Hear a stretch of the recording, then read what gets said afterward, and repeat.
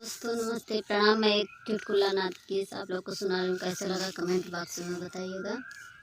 मोरे पिछवरेवा बोले सिया रे रतिया डरी लागे। मोरे पिछवरेवा बोले सिया रे रतिया डरे लागे।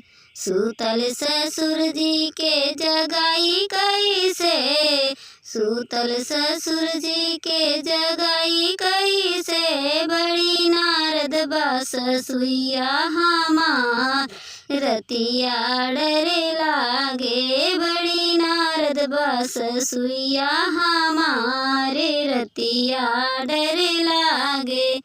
मोरे पिछवरवा बोले सिया रे रतिया डरे लागे।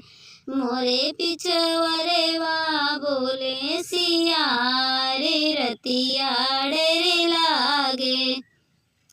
सूतल जेठा के जगाई कैसे, सूतल जेठा के जगाई कैसे। अरे अलगे बागोतनी हमारे रतिया डरे लागे। अरे अलगे बागोतनी हमारे रतिया डरे लागे। मोरे पिछवरवा बोले सिया रे रतिया डरे लागे। मोरे पिछवरवा बोले सिया रे रतिया डरे लागे। सूतल देवरवा जगाई कैसे, सूतल देवर के जगाई कैसे। अरे अलगे बागोतनी हमारे रतिया डरे लागे। अरे अलगे बागोतनी हमारे रतिया डरे लागे। मोरे पिछवरवा बोले सिया रे रतिया डरे लागे। मोरे पिछवरवा बोले सिया रे रतिया डरे लागे। हेलो दोस्तों नमस्ते, मैं मीता यादव आप लोग को एक चुटकुला नाच गीत और सुना रही हूँ। मोबाइल बिना मनवा ना लागई राजा, मोबाइल बिना मनवा ना लागई राजा। मोबाइल बिना मनवा ना लागई राजा। सासू बिना लागई, ससुर बिना लागई, सासू बिना लागई, ससुर बिना लागई। माई बिना मनवा ना लागई राजा, माई बिना मनवा ना लागई राजा। मोबाइल बिना मनवा ना लागई राजा, मोबाइल बिना मनवा ना लागई राजा।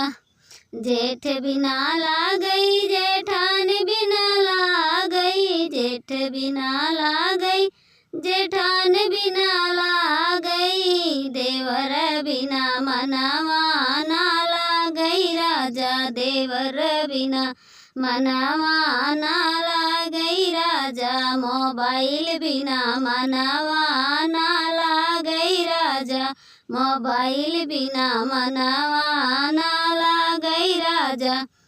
सखी बिना लागई, सहेली बिना लागई, सखी बिना लागई, सहेली बिना लागई। ननद बिना मनवा ना लागई राजा, ननद बिना मनवा ना लागई राजा। मोबाइल बिना मनवा ना लागई राजा, मोबाइल बिना मनवा ना लागई राजा।